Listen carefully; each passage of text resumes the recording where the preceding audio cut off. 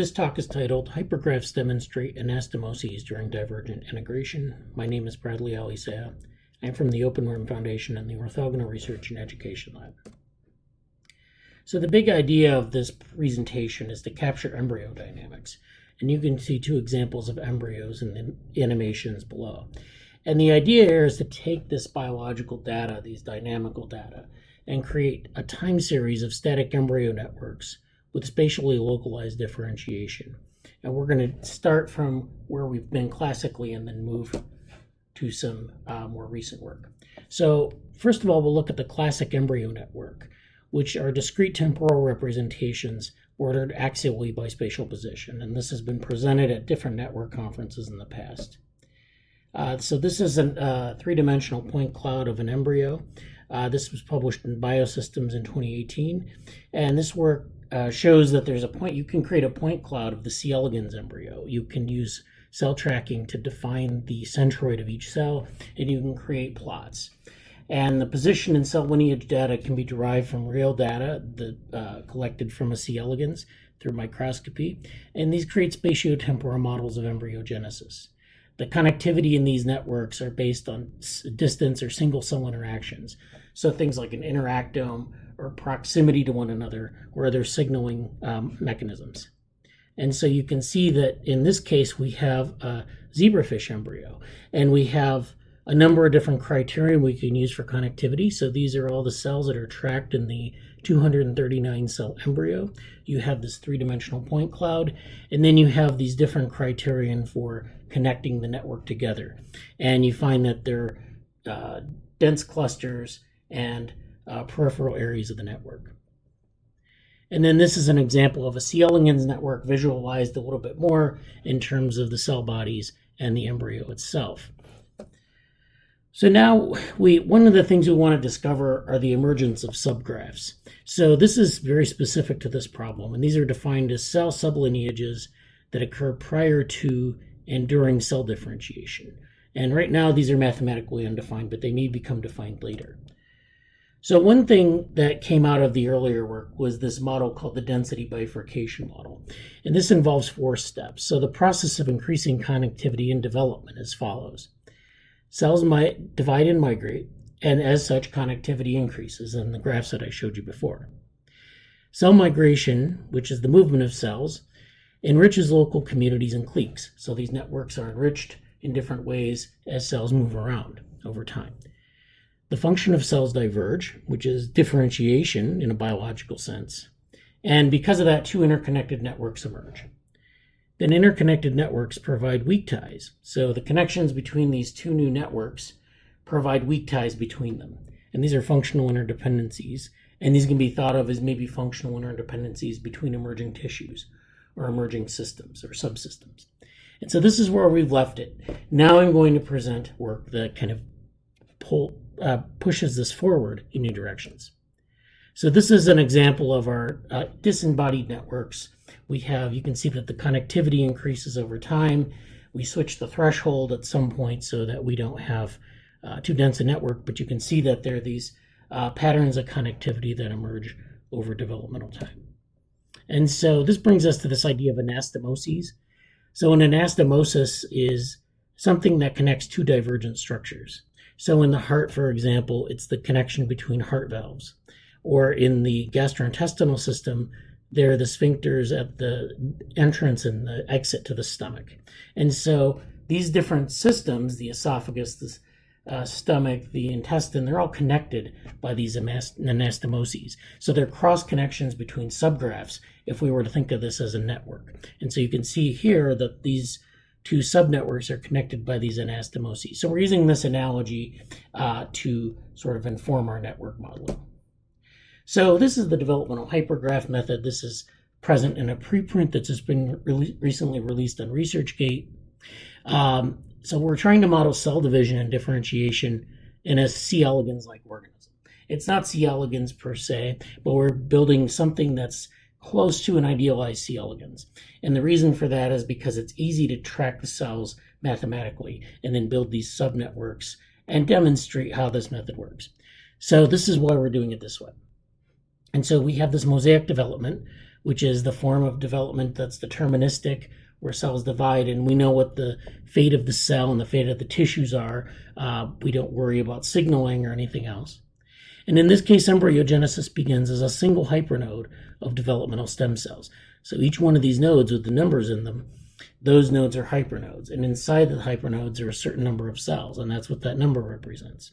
So as the cells divide, they create more cells. So you have hypernodes that grow in size in terms of its constituents, but then you get differentiation events, and you can see that with this gray lineage at the top right hand side of the slide. And you can see that you have this gray lineage that splits off from this yellow lineage, and down here you have this gray lineage that splits into a orange lineage and a white lineage. And so you can see that there's a division there, and we refer to that as a differentiation event. And so we can see that there's a bifurcation into subgraphs as differentiation occurs. But the other thing, too, about this hypergraph method is that cells can transition between subgraphs. So they can form these anastomoses. Cells can start in one sort of sublineage and move to another sublineage. This is analogous to dedifferentiation, redifferentiation, or some other type of specification in development. So now we can move to a temporal hypergraph, and this is a directed graph in time ordered axially by tissue type. So now the axial ordering is different. We have the different tissue types at the top, the somatic phenotype, the neuroconnectome, and the reproductive tract in this case, and it forms 3 subgraphs. And you can see that it loosely corresponds to an embryo network, neural precursor cells, and a germline. And so we start off with a single cell and we move out and branch out over time. So we're moving towards the top over time. And this gives us this sort of structure. So we have these anastomoses between neural precursors and embryo networks, as opposed to the germline, which remains separate and doesn't have any anastomoses with anything else. Then we can actually create a spatiotemporal analog to this too. So we don't just need to worry about time. In this version of the graph, we have time and we have these anastomoses and we have these subgraphs. In this case, we have a spatiotemporal hypergraph. So what does that look like? Well, it's a directed graph in time once again, but it's ordered at each division stage by left, right, and axial position. So it looks like this. And so you have different layers of development. So in this case, at the top, you have the 128 cell layer. At the bottom, you have the 256 cell layer. And you have the lineage markers going downwards from one set of categories or set of hypernodes to the next. And so you can see that the 128 cells are divided up quite differently in what we call layer 7, because it's 7 steps away from the 2-cell stage.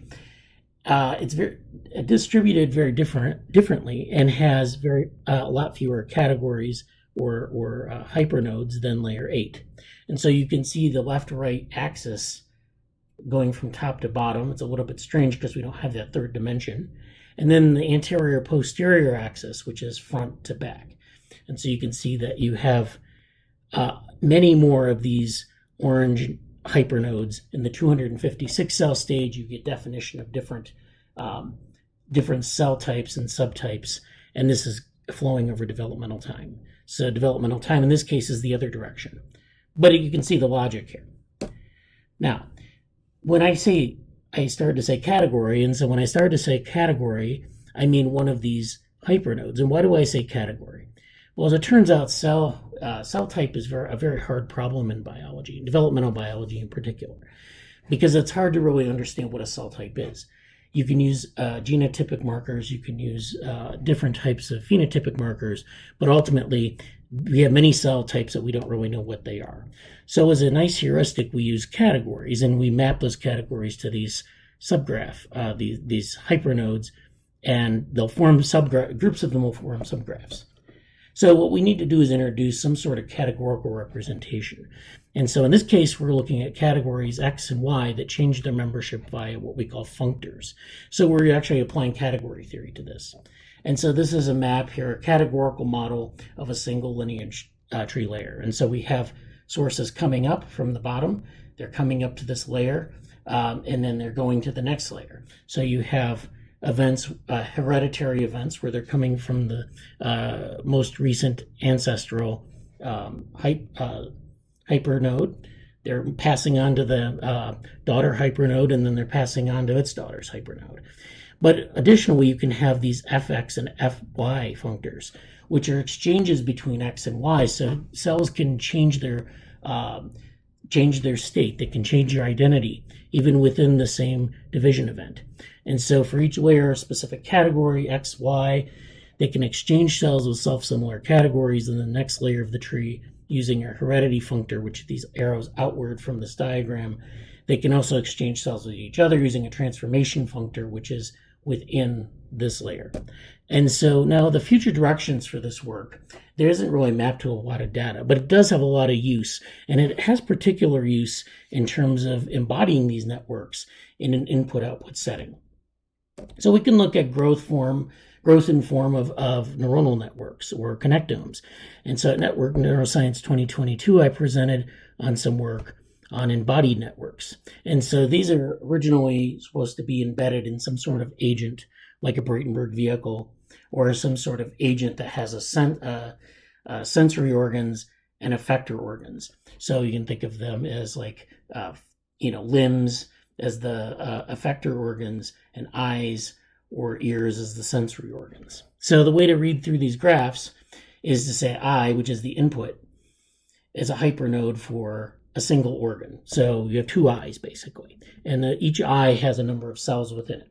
And then O is the output, and there are a number of cells within that hypernode, and that's representative of like a foot or a hand or something like that, or a wheel in the case of a Bratenberg vehicle. Each of these three graphs increase in complexity. So we start with a simple mapping between input and output. We end up then with a bunch of interneurons, loosely defined as these hypernodes that sit in between the input and output. And then we have a network of intermediate hypernodes or interneurons in between the input and output. So it gets more complex as time goes on. And so we can grow these simple connectomes using these embodied networks. They're embodied in terms of sensory inputs, effector outputs, and they're ordered. But they're ordered in a different way than the other two networks I showed you. So this is another example where we can use these networks to characterize the growth of cells, the growth of number of cells in different parts of the phenotype, how they're connected together, and then these anastomoses between different parts of the network. So that subgraphs, and these subgraphs represent like different parts of a brain, different nuclei or centers in the brain, and they all are kind of semi-independent, but they're all linked. And so you can actually do a lot of things with these graphs. You can use them for population coding. So you can you take the graphs or take the cells within the hypernodes, and you can apply some sort of biophysical model to them, and you can look at population coding. But more importantly, you can look at the unfolding developmental program, not just in terms of the number of cells and area regions that emerge over development, but you can actually look at the asymmetries, rates, and criticality, these sorts of phenomena that occur oftentimes in developing organisms. So for example, in the two input hypernodes here, we have this situation where we have an asymmetry. So it grows at a differential rate. The number of cells in each of these nodes grow at a differential rate. And then in this case, we have a mother hypernode and daughter hypernodes. The daughter hypernodes are divisions of the mother hypernode, and they inherit the cells from those, but they also divide as well. So you have number of division events that occur from the mother to the daughter, but they inherit those cells in their identity. And so you can trace out these hereditary lineages across this. So it's a very busy diagram, but that's what's going on. And so we can actually characterize a lot of different phenomena. We can characterize growth heterochrony, which is where the growth rate changes over developmental time, sequence heterochrony, where the sequence of events changes over time, and then critical periods, where things are acquired, or things have to be in place at a certain point in time, and the nervous system develops sort of this enhanced plasticity. So we can capture all of these in the last example I showed you, but really all of these are very useful, and thank you for your attention.